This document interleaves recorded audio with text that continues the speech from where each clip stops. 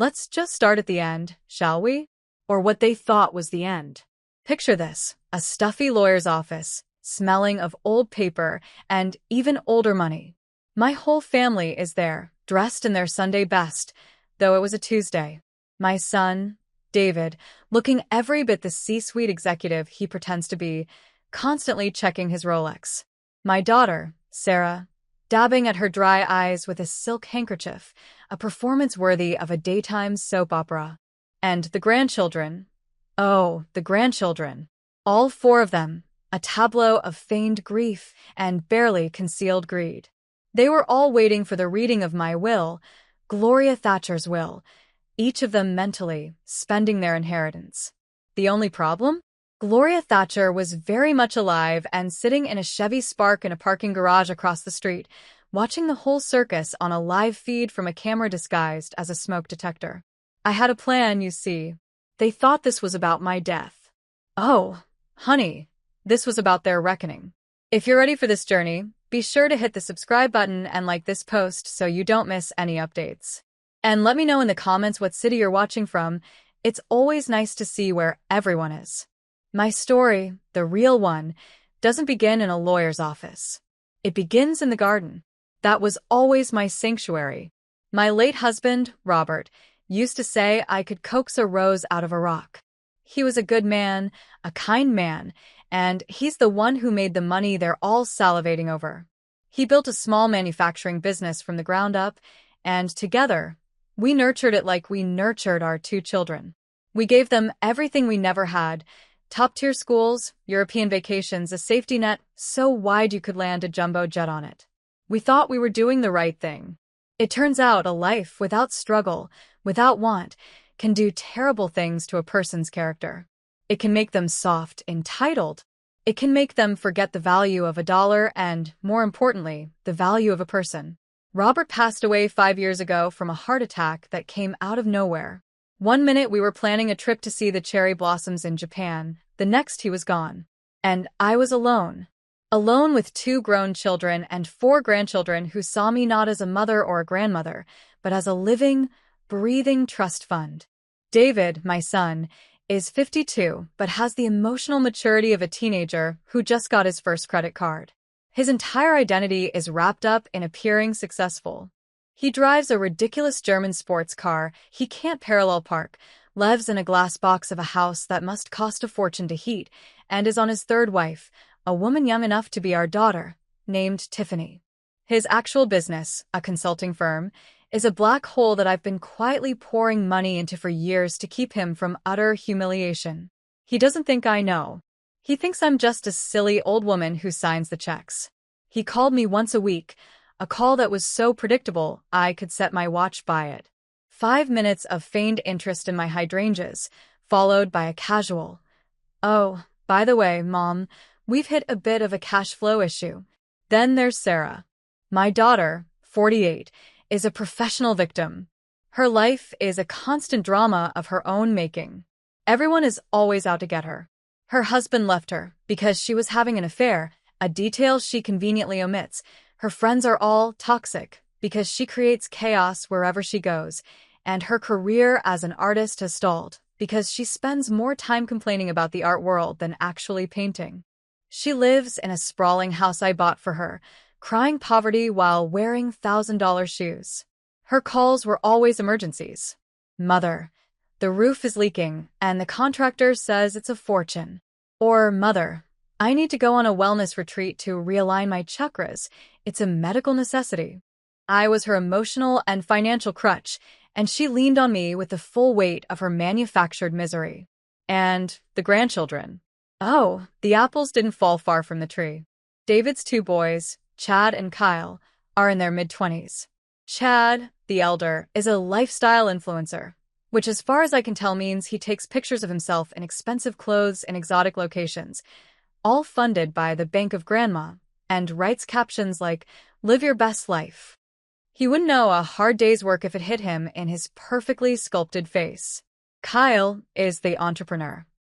He's had a dozen brilliant ideas, from a subscription box for artisanal toast to an app that tells you where the best parties are. Each one required seed money from me, and each one withered and died within 6 months. They treated me like a human ATM, a necessary inconvenience to fund their glamorous lives. Sarah's two daughters, Emily and Jessica, are younger but no less disappointing. Emily, 19, is a college student who believes the world owes her an apology. She's majoring in grievance studies, and her favorite hobby is calling out my problematic language when I use words like housewife. She's full of opinions about how society should be structured, but has never held a job or paid a bill in her life. Jessica, 17, is just mean. A classic mean girl. She communicates entirely through sighs and eye rolls, and her only interest seems to be her phone and her social standing at her fancy private high school. She looked at me with a sort of disdain, as if my very existence was a fossilized embarrassment. The breaking point came last year, on my 75th birthday. I'd hosted a big dinner at my house. I spent a week cooking all their favorite dishes: David's standing rib roast, Sarah's scalloped potatoes, even the ridiculously complicated vegan gluten-free soy-free monstrosity Emily demanded. They all showed up late, stared at their phones throughout the meal, and barely said 2 words to me. The only real conversation was when they all started bickering about who would get my silver platters when I was gone. When I was gone, they were talking about it right in front of me, as if I were a piece of furniture. As they were leaving, I overheard Chad whisper to Kyle in the hallway, "Just smile and nod. The sooner we get through this, the sooner we get the payout. Think of the Patek Philippe watch you want." The Patek Philippe, a watch that costs more than the house I grew up in. That was my worth to him. A watch. That night, something inside me didn't just break, it hardened. The grief for the family I wished I had turned into a cold, clear resolve. For years, I had been blaming myself. I'd raised them this way, Robert, and I had smoothed the road for them so completely that they never learned how to walk on their own. But blame wasn't a solution. I was a Thatcher. We don't just accept things, we fix them. Robert built an empire from nothing. The least I could do was fix our legacy. So I decided to die. I know this is hard to hear, but it's important. The truth was about to come out, and it would be glorious. Faking your own death in the 21st century is not as easy as it looks in the movies, let me tell you. It took months of planning. I had a secret ace up my sleeve, a dear friend named Walter. Walter was Robert's lawyer and lifelong friend, the only person I trusted implicitly. He's in his 80s now, sharp as a tack and with a wonderfully wicked sense of humor. When I laid out my plan for him over tea and scones, he didn't call me crazy. He just took a long sip, his eyes twinkling, and said, "Gloria, this will be the most fun I've had since we sued that SOB who tried to steal Robert's patent in '88. I'm in." Walter handled the legal side. He found an unclaimed woman at the morgue, a poor soul with no family, who roughly matched my height and build. Some bureaucratic papers were miscategorized, some signatures were smudged, and suddenly, Jane Doe became Gloria Thatcher, dead of a sudden, tragic, but thankfully not too messy aneurysm. My own doctor, a man I'd been seeing for 40 years, was on a 2-month cruise in the fjords of Norway, unreachable. It was all horribly sad. My children told everyone. Such a shock. The next step was to disappear. I paid cash for the Chevy Spark. I rented a small, unassuming apartment an hour away under the name of my beloved grandmother, Beatrice Miller. I dyed my signature silver hair a mousy brown and got some of those big, owlish glasses that make you look either like a librarian or a superhero in disguise. The transformation was surprisingly effective. No one looks twice at an older woman. We are practically invisible, a superpower I now intended to use to my full advantage. I let them find me. The plan was for Sarah to discover the body. She was scheduled to come over for her weekly crisis meeting. I left a note on the table next to my favorite teacup. Feeling a bit dizzy. Going to lie down. The actress didn't disappoint. Walter, who had a man watching the house, told me her shriek could be heard down the block. The paramedics came, the charade began, and my new life as Beatrice Miller started. From my little apartment, equipped with a top-of-the-line surveillance system Walter had installed in my old house years ago, Robert was always a bit paranoid. I watched them. Grieve. David made a big, theatrical show of handling the arrangements, loudly talking on his phone about probate and estate taxes in the foyer. Sarah flitted about, gathering up my jewelry and designer handbags for safekeeping. Of course. The grandchildren descended on the house like locusts, tagging items they wanted with little colored sticky notes. Chad put one on my vintage sports car. Jessica put one on my grand piano, even though she can't play a note. The funeral was the real piece de resistance. It was a beautiful service, if I do say so myself. They spared no expense, on the casket at least. David delivered a eulogy so full of lies I thought the church roof might cave in. Mother was a titan of industry, a philanthropist, a guiding light, he boomed. He forgot to mention the titan of industry was his father and the philanthropist was me funding his pathetic business ventures. Sarah read a weepy poem she'd probably found on the internet that morning. The grandchildren sat in the front row, looking somber and bored. Kyle was texting under his program. I was there, of course, tucked away in the back, behind a large pillar, wearing a dark hat and my Beatrice Miller disguise, watching them mourn the woman they never knew, all while dreaming of the money they were about to receive. It was clarifying. It burned away any last shred of doubt I had about what I was doing. They weren't mourning a person. They were celebrating a transaction. He was going to get exactly what he deserved, and I had a front row seat. Don't go anywhere. After the funeral, after the catered reception where my family drank my best scotch and squabbled over who would get the beach house, came the quiet part. The part where they waited. The law requires a certain period before a will can be read. In those few weeks, their true colors shone brighter than ever. David was first. Not even a week after I was in the ground, he was at the house with a real estate agent. I watched on my cameras as he walked her through, talking about market value and curb appeal. He pointed to my prize-winning rose bushes. Of course, all this will have to be torn out, he said. The modern buyer wants low maintenance. Maybe some gravel and a cactus. He was going to sell my home, Robert's home, the home where I raised him, and pave over my garden for a cactus. Sarah, meanwhile, had moved into my bedroom. She told everyone it was because she felt close to me there. In reality, she was going through my closets with the focus of a forensic accountant. She held up my dresses to herself in the mirror. She tried on my shoes.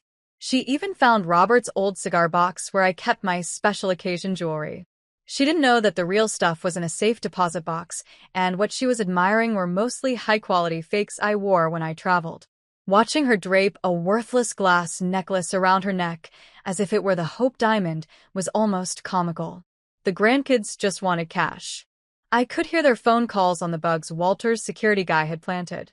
Chad was planning a memorial trip to Monaco. Kyle was drawing up a business plan for a new, even more ridiculous venture. Personalized drone delivery for single-origin coffee beans.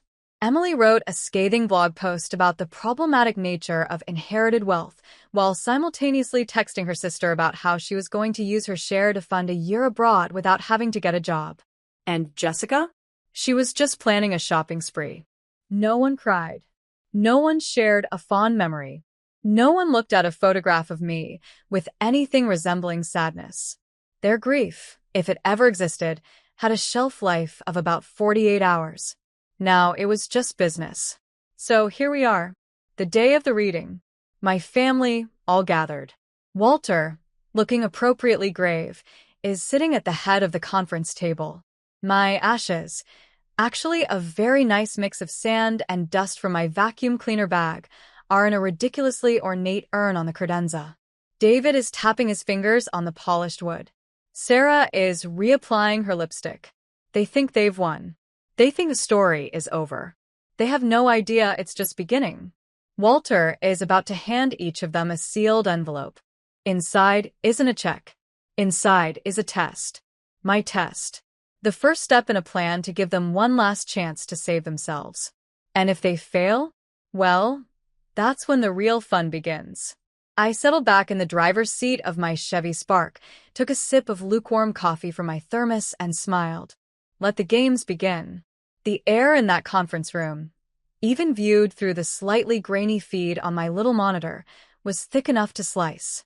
6 people, my entire legacy, sat there like vultures waiting for a carcass to be served. Walter, bless his heart, let the silence hang for a good 30 seconds. He was a master of theatrical timing. He adjusted his spectacles, cleared his throat, and looked at each of them in turn with an expression of profound solemnity. As you know, he began, his voice raspy with manufactured emotion, we are here to execute the last will and testament of Gloria Thatcher. Your mother, your grandmother, a woman of great substance. He paused. David nodded, puffing out his chest. Before we proceed to the disposition of the estate, Walter continued, his eyes glinting, Gloria left a personal message she insisted I read to you all. Verbatim. He pulled a single sheet of paper from a thick vellum envelope. This was the script I'd written for him. It was my voice, my words, coming from beyond the proverbial grave. David leaned forward. Just get to the numbers, Walter. Mom wouldn't have wanted a big fuss. Oh, you have no idea what Mom wanted, my darling son. Walter ignored him. My dearest family, he read, his voice now imbued with my own particular brand of disappointed affection. If you are hearing this, it means I am gone. I have spent these last few years thinking a great deal about legacy. Not about the money or the houses or the stocks and bonds, but the legacy of character. What we leave behind in the world that truly matters. I could see Sarah roll her eyes, ever so slightly. Jessica was openly scrolling through her phone under the table. Walter's voice continued, stronger now. I fear that in my desire to give you all a life of comfort, I have inadvertently robbed you of a life of substance. I have given you a safety net, but I have forgotten to teach you how to fly.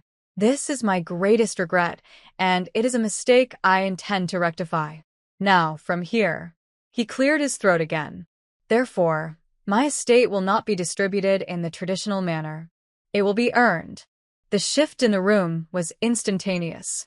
It was like someone had dropped a lit match in a fireworks factory. David's jaw tightened. Sarah's perfectly painted mouth fell open. Earn, David sputtered. What is that supposed to mean?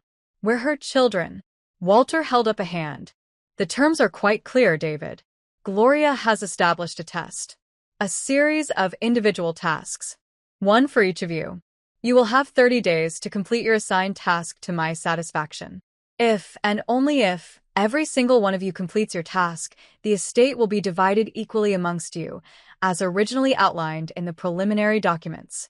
If even one of you fails or refuses to participate, the entirety of my estate, every house, every stock, every last dime, will be donated to the National Canine Rescue Foundation and the Robert Thatcher Memorial Scholarship Fund for underprivileged students. He let that sink in. A scholarship fund for poor kids and a charity for stray dogs. I could practically see the smoke coming out of their ears. The thought of all that money going to some mangy mutt or a deserving kid from the wrong side of the tracks was, to them, the ultimate insult. Walter reached into a briefcase and pulled out 6 matching vellum envelopes, each with a name elegantly calligraphed on the front. Your assignments are in these envelopes. They are non-negotiable. He slid the first one across the table to my son, David. David snatched it, tore it open, and his face went from ruddy to purple as he read the single page inside. He looked up, his eyes bulging. This is a joke. This is insane. She was senile. I'll contest this. Walter just smiled a thin, lawyerly smile. Her doctor gave her a full cognitive evaluation a month ago. Signed, sealed, and notarized. She was as sharp as a tack, David. As are the conditions of this will. Perhaps you should share your task with the group. David crumpled the paper in his fist. No. Very well, I will, Walter said calmly, pulling out his own copy. For David Thatcher. Task. To learn humility. You are to sell your Porsche and your wife Tiffany's luxury SUV. You will use that money to buy a single, reliable used car for no more than $5,000. You will then get a full-time, hourly wage job. Your choice of a hardware store stocker, a restaurant busboy, or a cashier at a big box store. You must hold this job for 30 days, working at least 40 hours per week, and live, with Tiffany, on the salary you earn. No credit cards, no loans, no dipping into savings. You must provide pay stubs and a letter from your manager to prove your compliance. Tiffany, who I could see on the monitor's wide shot, looked like she might actually faint. Her perfectly glossed lips were trembling. David looked like he wanted to flip the table. He, the master of the universe, stocking shelves at a Home Depot? Unthinkable.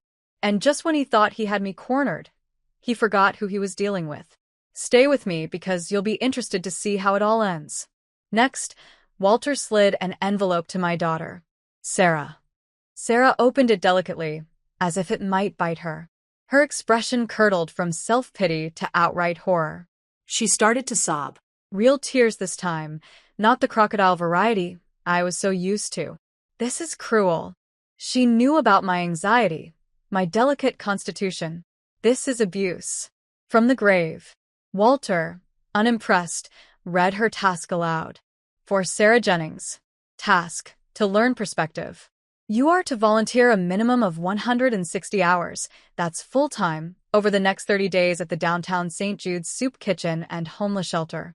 You will work in the kitchen, on the serving line, and in the women's dormitory. You are not to complain about your duties or mention your personal problems to anyone there. Your supervisor will provide a signed timesheet and a report on your attitude and performance. St. Jude's. The place where people with real problems, real trauma, went for a hot meal and a safe place to sleep. The thought of Sarah, in her cashmere sweaters and designer jeans, having to scrub pots and listen to stories of actual hardship, well, it was exactly the medicine she needed. Now for the grandchildren. They had been watching this unfold with a mixture of shock and morbid curiosity. The envelopes slid across the table. Chad. My handsome, useless grandson. He opened his envelope, read it, and let out a short, bark-like laugh of disbelief. A farm? Grandma wants me to work on a farm? Does she know what dirt does to my skin? My followers would be appalled. Walter read, for Chad Thatcher. Task: to learn the value of tangible creation. You will work for 30 days at the Old Mill Organics Farm, 60 miles north of the city. You will be responsible for mucking out stalls, feeding livestock, and harvesting produce. No phone is permitted during working hours. You will live in the provided lodgings on site. I knew the place. It was run by a wonderful old hippie couple who didn't suffer fools gladly. Chad, with his manicured nails and his $1,000 distressed t-shirts, was in for a rude awakening. Kyle. My serial entrepreneur. He read his, and his face was a study in pure teenage indignation. Work at a burger barn? Me? I'm a CEO. A visionary who has yet to turn a profit, Walter noted dryly. For Kyle Thatcher. Task: to learn the foundation of business. You are to get a job at a fast food restaurant. You will work the fryer, the register, and the cleaning detail for at least 40 hours a week. You must learn every position in the store. Your shift manager, a 19-year-old I believe, will be your boss and will be evaluating you. I wanted him to see a real business, one with supply chains and inventory and angry customers, not just a slick-pitch deck funded by Grandma. Then Emily, my little social justice warrior. She read her paper, and a scowl of pure ideological disgust crossed her face. This is a violation of my principles. I cannot, in good conscience, do this. What is it, dear? Sarah sniffled from beside her. Walter read, for Emily Jennings. Task: to understand the world you critique. You will work for 30 days as an administrative assistant at Miller Manufacturing. Yes, that Miller. An old-school metal fabrication plant owned by a friend of Robert's, a gruff, 70-year-old capitalist named Gus Miller. You will be responsible for filing invoices, answering phones, and managing the payroll for his 20 employees. Your task is to understand the challenges of running a small business in today's economy, including taxes, regulations, and human resources. She was about to get a real-world lesson in the problematic system that had been funding her existence. Finally, Jessica, the mean girl, the one who had always looked at me with the most contempt. She opened her envelope, and her lip curled. EW. No. Absolutely not. This is disgusting. For Jessica Jennings, Walter intoned, finishing the set. Task: to learn compassion. You are to volunteer 160 hours at the county animal shelter. Your duties will include cleaning cages, feeding and bathing the animals, and assisting with the care of sick and abandoned pets. You are not allowed to refuse any assigned duty, no matter how unpleasant. If anything could crack that cynical shell, it was a pen full of terrified kittens or a lonely old dog who just wanted a kind hand. I was counting on it. The room erupted. "This is illegal," David shouted, his face now the color of a ripe plum. "I'm calling my lawyer." "You're welcome to, David," Walter said smoothly. "My firm will be happy to defend the meticulously constructed provisions of your mother's will. By the time this is tied up in court for 5 to 7 years, the canine rescue will have already received the preliminary funds, and your legal fees will have eaten anything you might have won. It's your choice." Sarah was wailing about the smell of homeless people. Chad was muttering about his social media engagement numbers plummeting. Kyle was complaining that working at a burger barn would ruin his personal brand. Emily was preparing a lecture on the evils of forced labor. And Jessica just looked bored and disgusted. It was glorious. It was everything I had hoped for. You would have thought I'd asked them to climb Everest in their flip-flops. But this was just the beginning of their education. Stay with me, because watching them try to be normal people was better than anything on television. They argued for another 20 minutes. Threats, tears, accusations. Walter sat there like a stone Buddha, unmovable. Finally, David, the pragmatist when money was on the line, slammed his hand on the table. Fine. Fine. "We'll do it. This ridiculous, humiliating charade. But Walter, you better believe we will be documenting everything. And when this is over, we are getting what's ours."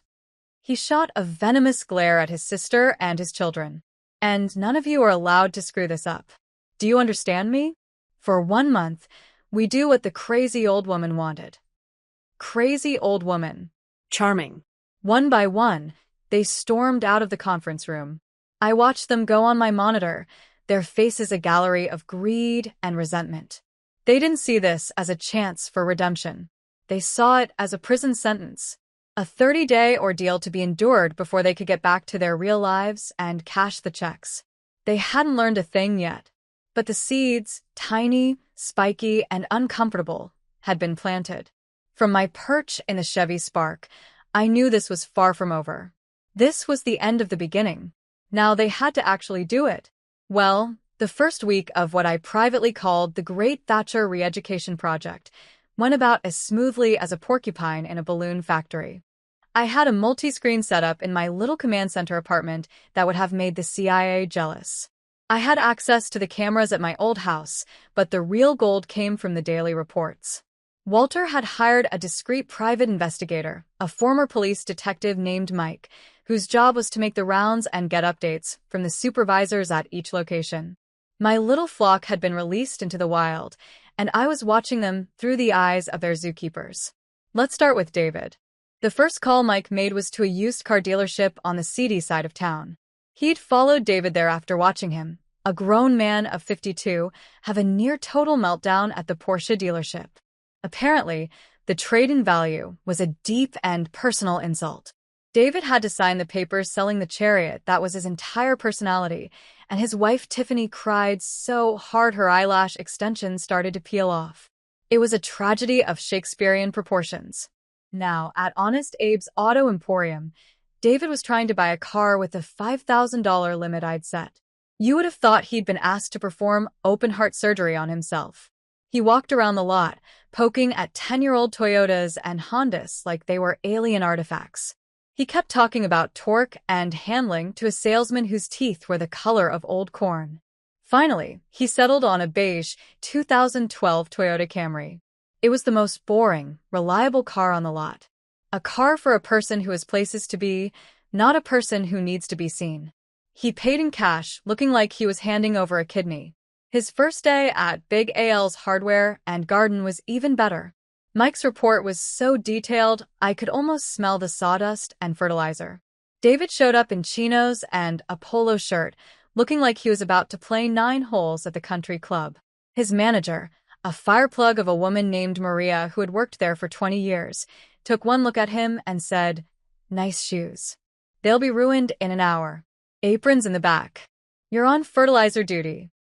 Fertilizer duty, it turns out, involves hauling 50-pound bags of manure from the stockroom to the garden center. All day long. By noon, according to Maria's report, David's polo shirt had a dark V of sweat on the back and a mysterious brown smear on the sleeve. A customer, a sweet-looking older lady, asked him where she could find Grub Killer. David, without looking up from his phone, waved a dismissive hand and said, "I don't know, check aisle 7. I'm just a consultant here." Maria overheard. She marched over, put her hands on her hips, and said in a voice that could cut glass, "Consultant? Your job title is Sales Associate, Mr. Thatcher. The grubs are in aisle 4. That customer pays your salary. My salary too. Now apologize to her, and then go clean the employee bathroom. It's your turn." I had to muffle my laughter with a throw pillow. David Thatcher, who once lectured a waiter for 15 minutes because his bottled water wasn't chilled to the correct temperature, was about to go scrub a toilet used by guys who work with mulch and spackle for a living. Humility, it turned out, smelled a lot like bleach. Then there was Sarah, my drama queen. She arrived at the St. Jude's shelter in her Lexus, wearing white linen trousers and a silk blouse. She looked like she had taken a wrong turn on her way to a yacht party. The shelter's director, a wonderful, no-nonsense woman named Brenda, who I'd spoken with personally, met her at the door. Brenda's first words to her, according to Mike's report, were, "You can't wear that in here. There's a box of donated clothes in the office. Find a pair of jeans and a t-shirt that fit. And lose the handbag, honey. Everything you need is in your apron." Sarah's first assignment was chopping onions in the kitchen, a mountain of them. For a woman whose primary form of cooking was ordering takeout, this was a challenge on a molecular level. Within 5 minutes, she was crying, not her usual fake, delicate dabbing, but big, ugly, snot running down her face sobs from the onion fumes. She complained to the head cook, a huge, tattooed man named Sal, that the fumes were aggravating her sinuses. Sal just handed her a pair of swimming goggles from a hook on the wall. "Wear these, princess. We got 200 people to feed in 2 hours. Later that day, she was on the serving line. A young woman with a baby came through, looking exhausted and scared. The woman asked for an extra bread roll. Sarah, flustered and out of her element, snapped, "It's 1 per person. Rules are rules." Brenda, who saw everything, immediately stepped in. She gave the young mother 3 extra rolls and then pulled Sarah aside. "Listen to me," she said, her voice low and firm. "That rule is for when we're running low. We are not running low. Your job here is not to be a guard. It's to serve people with dignity.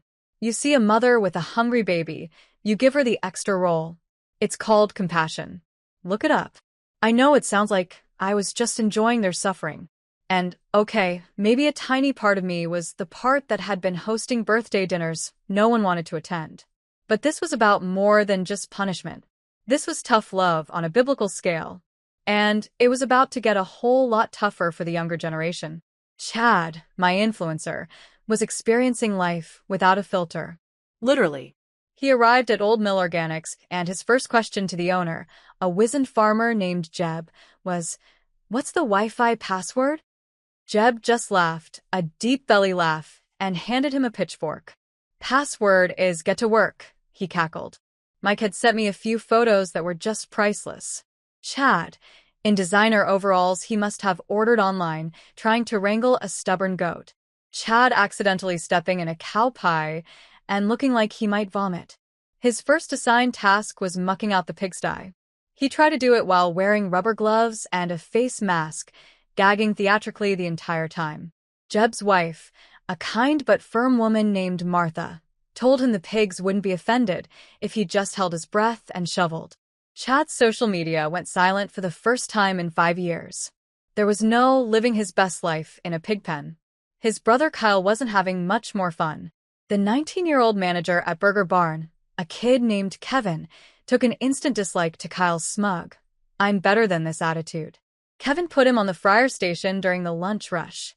It's hot, it's greasy, and the machine beeps incessantly.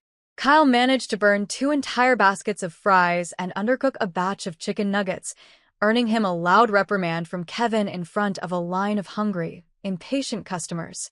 Kyle, the visionary CEO, tried to tell Kevin how they could optimize the workflow for a better customer experience. Kevin just stared at him and said, "Dude, make the fries." My granddaughters were faring no better. Emily, at the manufacturing plant, walked in on her first day armed with a reusable coffee cup and a lecture. She tried to explain the concept of patriarchal oppression to Gus Miller, a man who had been working in that same building since he was 16.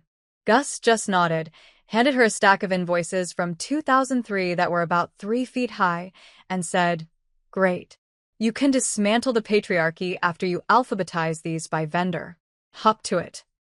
She spent 8 hours in a dusty file room, breathing in the smell of old paper and machine oil, learning the brutal, boring truth of a balance ledger. She didn't talk about dialectical materialism once. And Jessica. Oh, Jessica. She was assigned to the intake section of the animal shelter, which is a nice way of saying she was in charge of the saddest, sickest animals. Her supervisor, a veterinary technician with pink hair and a no patience for teenagers attitude, handed her a leash on her first day. At the other end was a terrified, whimpering 3-legged dog that someone had found dumped by the side of the highway. "He needs a bath," the tech said. "He's covered in fleas and motor oil. Good luck." Jessica, who normally wouldn't touch anything that hadn't been professionally groomed, recoiled. It's disgusting. He smells." The tech gave her a cold look. Yeah. "Being abandoned on the freeway will do that to you. The soap and water are over there. You can cry about it, or you can help him. Your choice." I had the reports from that first week spread out on my kitchen table. The theme was universal: misery. They were all tired, sore, and deeply, deeply offended. Their cushy lives had been replaced with 50-pound bags of manure, screaming toddlers, greasy fryers, and frightened animals. And they were not happy campers. You see, they all thought this was a game they could win by just showing up. But they were about to learn that when you play for stakes this high, the house always has a few tricks up its sleeve. And I was the house. The second week began with a new strategy for my darling family: conspiracy. I was monitoring their phone records. Yes, Walter is very thorough, and the number of calls and texts between them skyrocketed. They were comparing notes, complaining, and most importantly, looking for shortcuts. David tried to bribe a 19-year-old kid named Leo who worked with him at the hardware store. He offered Leo $500 in cash to cover the last hour of his shift every day so he could make some important calls. Leo, who was saving up for community college, smartly took the $500 and then immediately told Maria, the manager. Maria called David into her office and reread him the riot act, threatening to put it all in her final report. Strike one for David. Sarah attempted a more subtle approach. She started complimenting Brenda, the shelter director, on her hair, her blouse, her amazing organizational skills. Then she casually mentioned that the shelter's fundraising gala was coming up. "You know," she said conspiratorially, "for a small donation, say $25,000, perhaps you could see your way to signing off on my hours a few days early?" My nerves are simply shot. Brenda's response was a masterclass in polite but absolute refusal. "Sarah, that sounds an awful lot like a bribe. We don't accept them here. But thank you for offering. The donation link is on our website. Now, the toilets in the women's dorm need a good scrub. Hop to it." Strike one for Sarah. The kids weren't any smarter. Chad tried to convince Jeb, the farmer, to let him do social media marketing for the farm instead of actual farm work. "I could create a whole viral campaign around you guys. Hashtag organic life, hashtag farm to table." Jeb just shook his head. "Don't need a viral campaign, son. I need someone to help me birth this here calf. Get your hands dirty." They were all discovering the same horrible truth. I had chosen their personal hells with absolute precision. These jobs, these people, Maria, Brenda, Jeb, Gus, were immune to their money, their charm, their usual bag of tricks. They were dealing with real people from the real world, and their currency was worthless. The breaking point came at the end of week 2. David, smelling of potting soil and defeat, called a secret family meeting. They all logged onto a video call, and thanks to some software Walter's security guy had installed on their laptops and phones years ago, I told you Robert was paranoid. I was spectator number 7. It was a gallery of misery. David's face was grim. Sarah looked like she hadn't slept in days.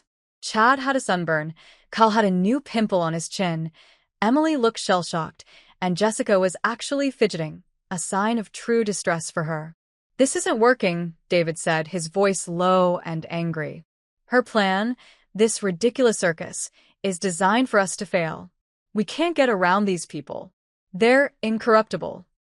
"That farmer, Jeb," Chad whined. "He made me pull something out of a cow's nose. I can't get the smell out of my hair." "I'm developing carpal tunnel from the filing," Emily complained. "This is inhumane. They have us trapped," David concluded. "Playing by her rules is a sucker's game. So we stopped playing by her rules." He leaned into his camera. "We need a new strategy. We need to work together to find a way to cheat the system, and cheat it good. Mom may have been clever, but she's not here anymore. There has to be a loophole." I sat back in my chair and took a sip of my tea. Oh, my sweet, foolish children. They thought I was gone. They thought the game was them against Walter and a piece of paper. They still didn't get it. They still didn't understand who they were dealing with. They were trying to beat my will, but they were about to come up against my will of iron. And I was right here, watching every move. They thought the enemy was my will. They thought the opponent was Walter. They had completely forgotten who I was, what Robert and I had built, and the kind of grit it takes to do that. They were trying to play checkers while I was finishing a game of chess they didn't even know we were playing. Their plan, as it unfolded over the next 2 weeks, was predictably simple and deeply cynical. It revolved around a single, flawed principle, that everyone, like them, had a price. That the working-class people I had embedded them with, the Mariahs and Brendas and Jebs of the world, could be bought off with a few $1,000s, a trifle to them. I watched, fascinated, as David, my so-called business genius, orchestrated the whole thing. He created a slush fund, pulling together about $50,000 from their various lines of credit. He called it their Liberation Fund. The arrogance was breathtaking. The first attempt was Kyle's. He cornered Kevin, his 19-year-old manager at Burger Barn, in the parking lot after a shift. Mike, my PI, was parked across the street and recorded the whole exchange on a telephoto lens. Kyle, trying to act like a big shot, offered Kevin $5,000 in cash. "All you have to do," he'd said, "is sign a piece of paper saying I was a model employee, that I showed up every day and did a great job.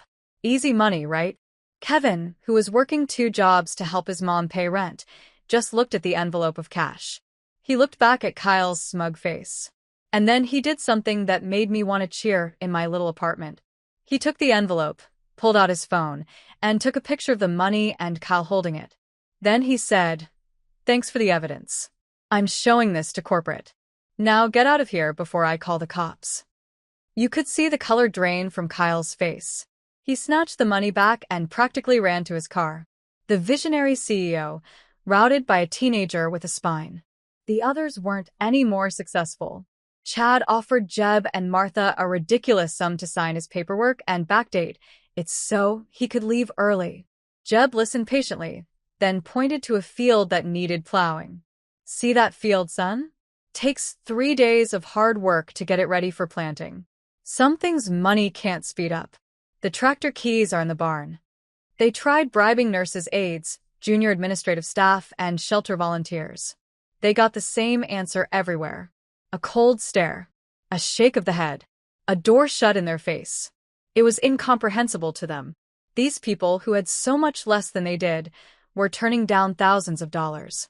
They couldn't understand that things like pride, integrity, and a sense of duty were worth more to some people than a stack of cash. This wasn't a flaw in their plan. It was a flaw in their entire understanding of the world. Defeated but not yet broken, they resorted to Plan B, forgery. If they couldn't buy compliance, they would manufacture it. Emily, my little genius, used her computer skills to create flawless replicas of the letterhead from each workplace. David coached them on what to write. They drafted glowing performance reviews. They forged signatures. They created fake pay stubs for David and fake timesheets for Sarah. It was a masterpiece of collaborative deception. By the end of day 30, they had a neat little pile of lies, all ready to present to Walter. They thought they had won. They thought they had outsmarted the crazy old woman. I knew this was hard to hear, but it's important. The truth was about to come out, and it would be glorious. The final meeting was scheduled for 10 a.m. on a Thursday. Once again, I was watching for my Chevy Spark, my heart pounding a little faster this time. This was it. The final act. They all walked into the conference room with a new air of confidence. They were smug, victorious. They had endured their little trial and were here to collect their prize. Walter, looking even more grim than the first time, sat at the head of the table. "Good morning," he said. "I see you're all here. The 30 days are complete. I have been instructed to collect your proofs of completion." One by one, like students handing in their final exams, they slid their forged documents across the table. David, as the family spokesman, stood up. "As you can see, Walter," he said with a condescending smile, "we have all fulfilled the eccentric terms of Mother's will. We did as she asked.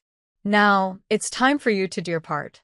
We'd like to begin the liquidation of the assets immediately." Walter picked up the first folder. David's. He read the faked letter from Maria, praising David's work ethic and positive attitude.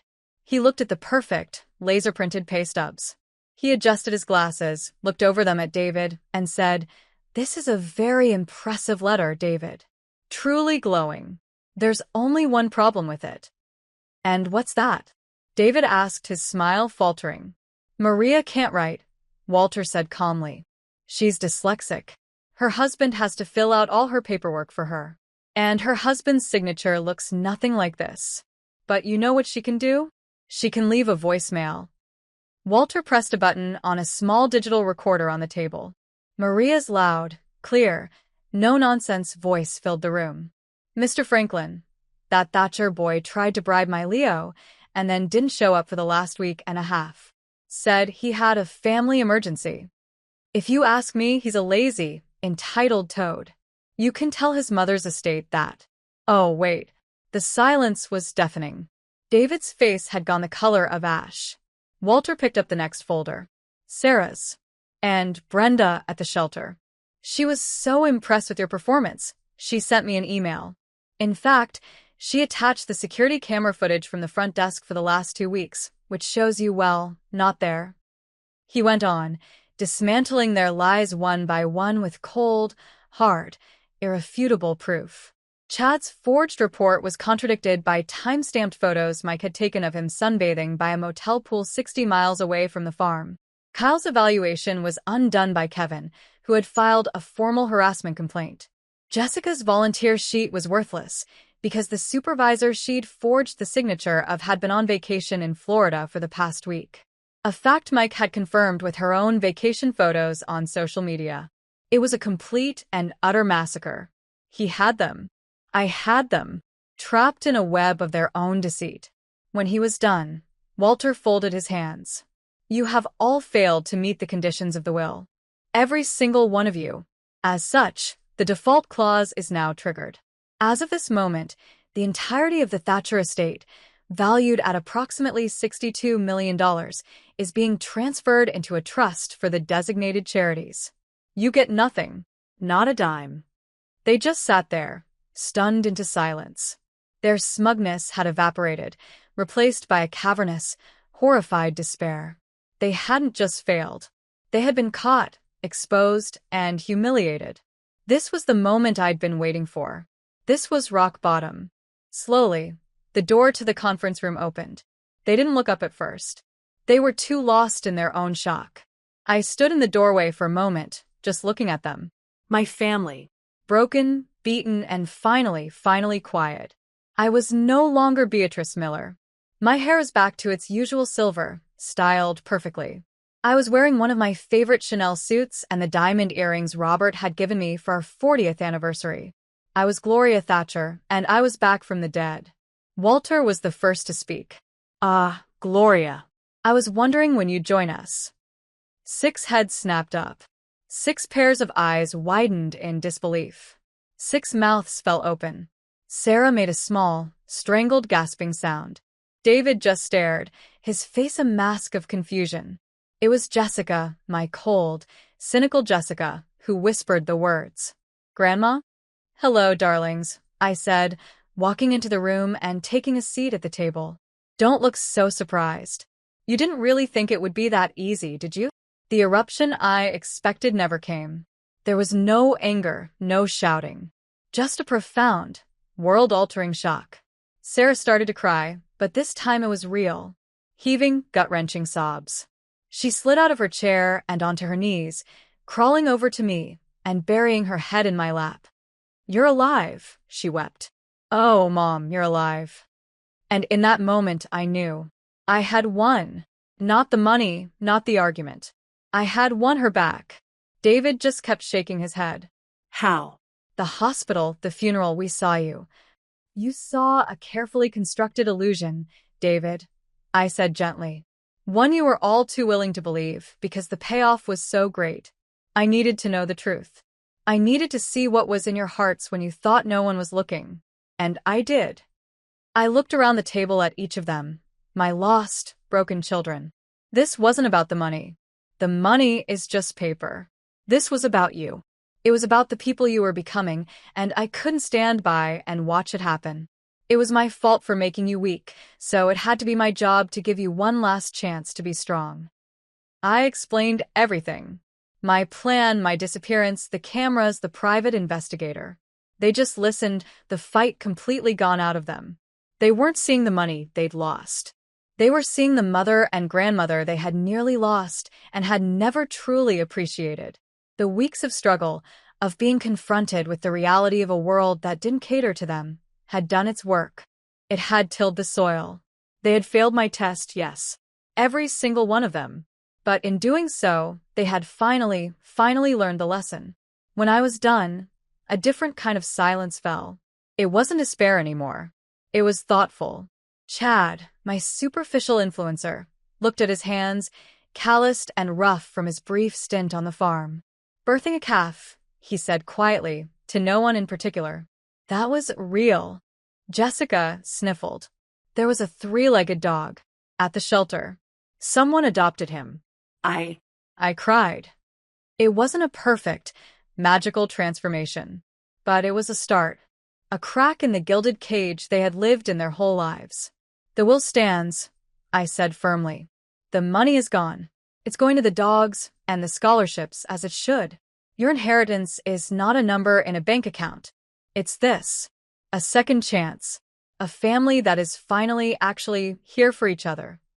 And for the first time in what felt like a lifetime, we stayed in that room for hours. We talked. Really talked. They told me about the people they had met, the things they had seen. There were apologies, tearful and clumsy. And for the first time since Robert died, I felt a glimmer of hope for the Thatcher legacy. We're still a work in progress, of course. David sold his glass house and took a real job at an investment firm, a junior position, and he's slowly working his way up, for real this time.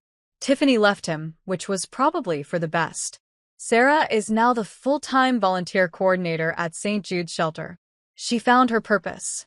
The grandkids are all in school or working real jobs, paying their own rent. The money is gone, but we, the Thatcher family, are richer than we have ever been. We have each other.